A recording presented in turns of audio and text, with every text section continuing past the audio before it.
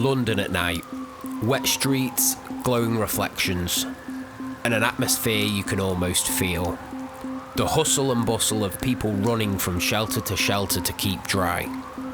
Capturing the stories of people that are out and about, and how the weather transforms London from a concrete jungle to a technical wonderland.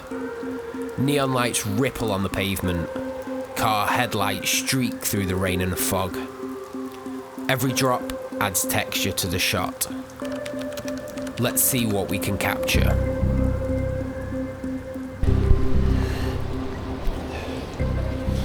What's going on, guys? Welcome back to another video. Today I'm heading out with my Fujifilm XS10 and the XC35mm f2. To kick things off, we're starting around St. Paul's, getting a couple of the iconic shots from this little pool here, trying to get some reflections, along with trying to capture some of the raindrops bouncing from the water's surface as well. If you stick around until the end, I'll share some tips to help you take better shots at night with a slow shutter, blending light trails and reflections.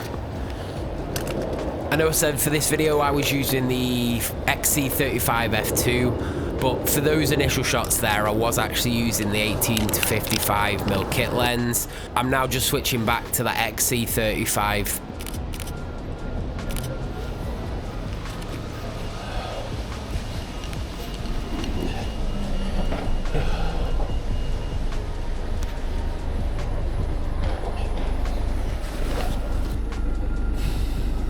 One thing that I like to do in wet weather is getting low to the ground, because you get loads of those reflections from, say, in this instance, headlights or traffic lights or any of the ambient lighting that's around. Create some really cool reflections and textures that just add a different element to your images.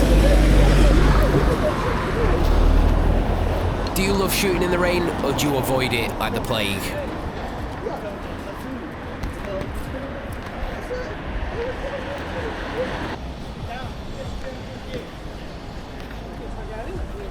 When I made it towards the front of St. Paul's, heading towards Millennium Bridge, there was so many people with brollies out because of the weather and how wet it actually was. It was rude not to spend a bit of time here and work the scene and just try and get a few shots of the tourists interacting with St. Paul's and their families.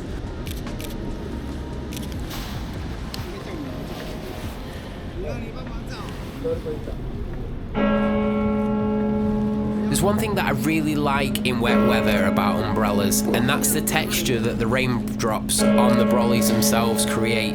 It adds just another element to the images, and umbrellas are great in themselves, but when you actually get the detail of the raindrops sat on the umbrella top, it just, in my opinion, adds something extra to those images. It's a little finer detail that just gives it a little bit of something nice. As I'm walking here, you can see so many of the reflections from the rain sitting on the ground, and how those lights and the buildings are all reflecting. It was creating almost like a sheet of ice or mirror on the ground. So I was trying to work the scene in a way here that I could try and incorporate some of those reflections.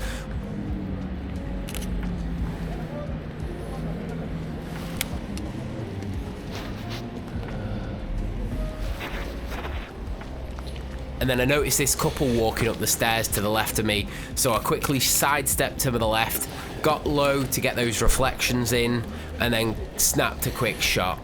One thing here I would have liked is maybe if I was one step higher, I would have got a cleaner reflection without the top step cutting through that reflection.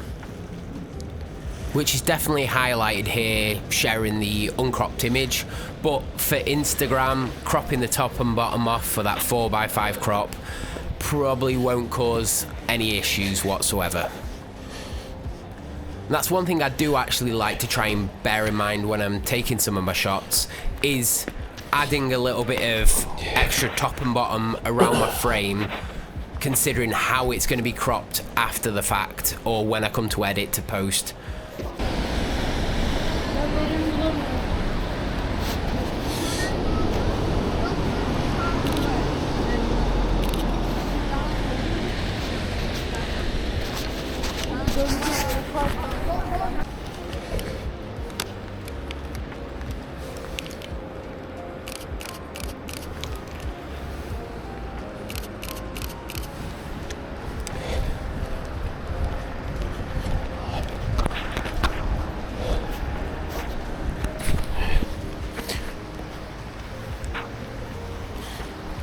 You can see here as I'm walking down, now it's getting a little bit darker, those reflections in the ground are intensifying, and as I spin around, you can see those neon lights rippling in the pavement, creating those really nice colourful splashes across what would normally be quite a concrete jungle.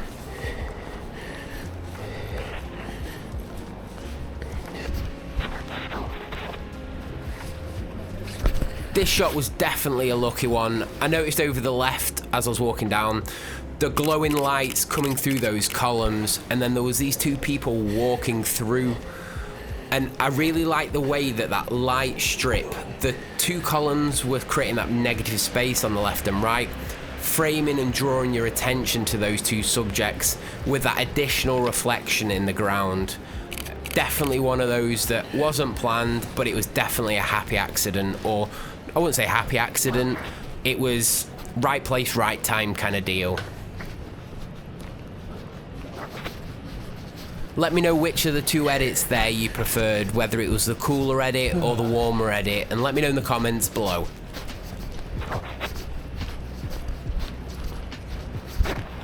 As I'm heading over towards Bank here, I'd really got kind of some ideas in mind that I wanted to try, so as I'm walking down, I'm prepping my shot, I'm getting my camera settings right, because I wanted to experiment with some slower shutters, some light trails, creating some motion from some of the subjects in the scene. Like here, I was looking to catch the bike coming through the scene and looking through the motion of the bike in the frame with those neon reflections from all the lights around.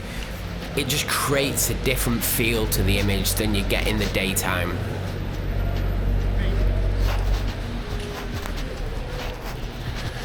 And I'll definitely have to admit, as I started walking over here, seeing all of the reflections and all of the lights reflecting in that glassy light floor, I was getting a little bit excited about some of the possibilities. So I definitely worked this scene maybe a little bit too long, but some of the results that we got, I was really happy with at the end of the day. And I like the way it was a constantly evolving scene with the magnitude of subjects that were walking through. The traffic lights changing, so all the colours, the tones were consistent. The colours and tones were constantly changing. And not only that, you got all of the traffic travelling through as well, creating those light trails from the headlights. So I'm trying to dial in my settings a little bit more to try and get a little bit more motion in there. I wanted to try and convey the sense of the rush, that hustle and bustle, people trying to get out of the rain. I wanted to try and convey that in the images. So slowing that shutter right down, trying to create a bit of motion or intentional motion to those subjects whilst keeping the rest of the image as steady as I can. So I'm just trying to get low, get some of those reflections, try and maximize those reflections, but also using some of the elements around here to stabilize my shot. And that's definitely one tip that I'd like to share for this video. And if it's one thing that if it's the only thing you do take away from this video, you don't always need to carry a tripod around with you for slower shutters. Use the environment around you. Here, I'm using these, what I can only describe as like benches, but in a second I'll move forward and I'll use bollard almost to create a tripod out of my environment. Because one thing when I'm traveling around London, I never actually carry a tripod with me. So I always try and use what I've got around me to steady the camera, especially in these slower shutter style environments.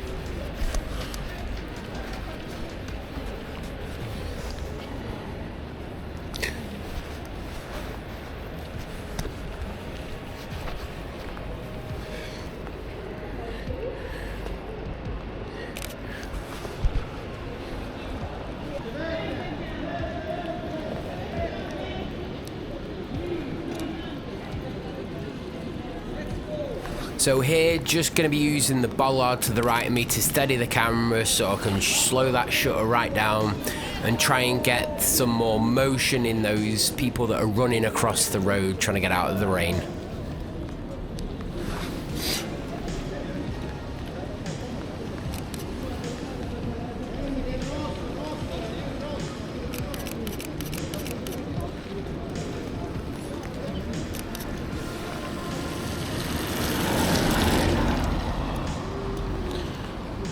In instances like this, I definitely feel that the slower shutter does add that kind of sense of motion, that urgency of people running across the road, and it, to me, says more than just a static image or a pin-sharp image of the subject stood in the location.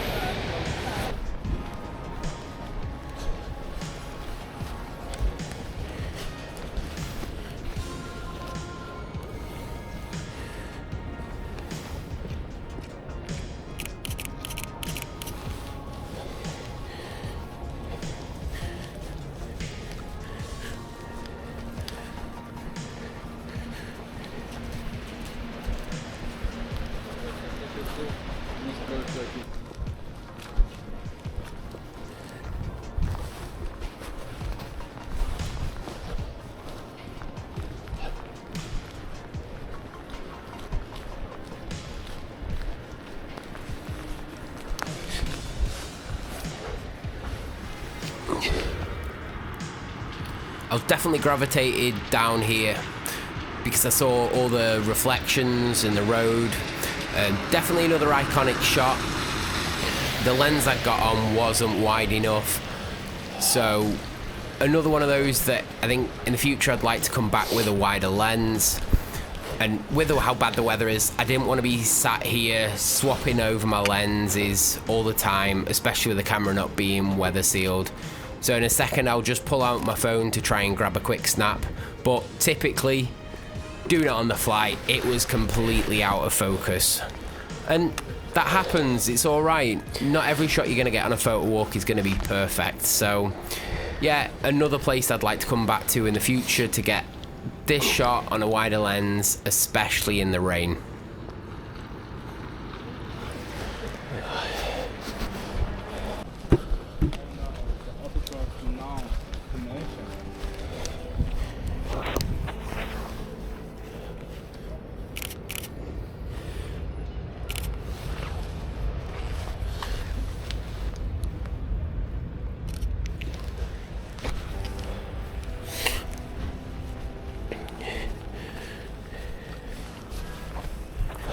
And with that, this signifies we're coming to the end of this video. Do you like these narration style videos where I talk over and kind of describe a bit of my thought process and the idea behind some of the shots? Or would you sooner just a silent POV just watching me take photos? Let me know in the comments below your preference and I'll try and accommodate because I'm getting a bit mixed feedback of what people prefer. Also, what did you think of the intro? I thought I'd try something different. I think it would have been better with some B-roll over the top, but I wanted to try and create more of a story for this photo walk and the experience that I had while I was out. I liked it, but again, yeah, just if you've got any feedback or any comments, let me know in the comments below. And with all that said and done, I'll catch you in the next one.